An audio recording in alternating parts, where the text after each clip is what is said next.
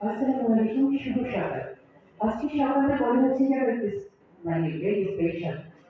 এত রাতের বেলা তারা ঝলমল করে, কিন্তু আমরা দেখছি দিনের বেলা সব তারাগুলো ঝলমল করছে। মঞ্চে আলোকিত করে আছে তারা, মঞ্চের সামনে যারা বসে আছেন তারাও তারকারাজি। এত তারকার মাঝে আমি কি করে কি বলি। আম, আমি সবার অনুমতি সুসংক্ষিপ্ত ভাবে একটু আমার নিজের পরিচয় দিচ্ছি, যদিও নিজের পরিচয় দেওয়াটা একটু অন্যরকম, কিন্তু আপনাদের সাথে আমার পরিচয় দেরি করে একটু পরিচয় দিতে যাচ্ছি। আর নাম শুনেছিলাম আমি নাজনীন তাহলে। আমি কবিতাও লিখি, গল্প উপন্যাস লিখি, কেউ বলে কবি, কেউ বলে কথাসাহিত্যিক, কবিতা সবই লিখি। আমি আবৃত্তি শিল্পী, আমি বাংলাদেশ বেতারে খবর পাঠ, অনুষ্ঠান উপস্থাপনা এসব করে থাকি। আজকে আমি কবি হিসেবে আসিনি, আজকে আসলে আমি এসেছি কি বলবো, আমাদের একজন গুণী সম্মানিত নারী আছেন, জনাব নুরুন নাহার মেরি।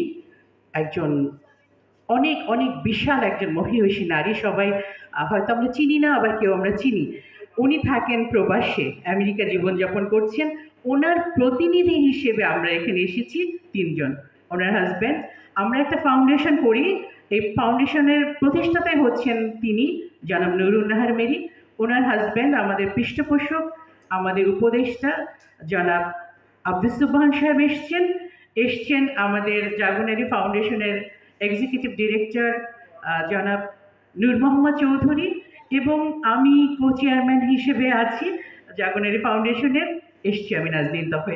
তো এসেছি যখন, এখন আমি কবি হিসেবে একটি কবিতা পড়তে যাচ্ছি, আমার লেখা কবিতা। আম, আমি একটু অন্য ধাঁচের কবিতা পড়ি, কিন্তু একটু রোম্যান্টিক কবিতা একটু শর্ট করে লিখেছি, যেহেতু অল্প সময় সেজন্য। কবিতার নাম শুনেছেন একটুকু ছোঁয়া লাগে।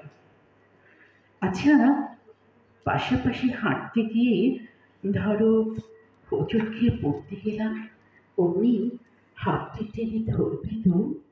ধরো কাছাকাছি থাকতে গিয়ে থাকা হলো না, ভীষণতা ছিঁড়ে যাবে কি তোমার। ধরো খুব কাছে থাকতে চেয়েও থাকা হলো না, অভিমানী রয়ে গেলাম দূরে। পাগল পাড়া হয়ে ছুটে আসবে তো। ধরো অসুখ হলো কোনো, তোমাকে পাশে চাইছি খুব, তোমার উষ্ণতায় জড়িয়ে রাখবে তো। নাকি না থাক, বরং ভেবে নেব তুমি আছো, হৃদয়ের কাছাকাছি না হলেও মনের মাঝামাঝি রেখো কোথাও। আর দেখো মিছি মিছি বলে যেও আছি তো তোমার, একটুকু ছোঁয়া লাগে, একটুকু কথা শুনি, একটুকু ছোঁয়া লাগে। অসংখ্য ধন্যবাদ সবাইকে।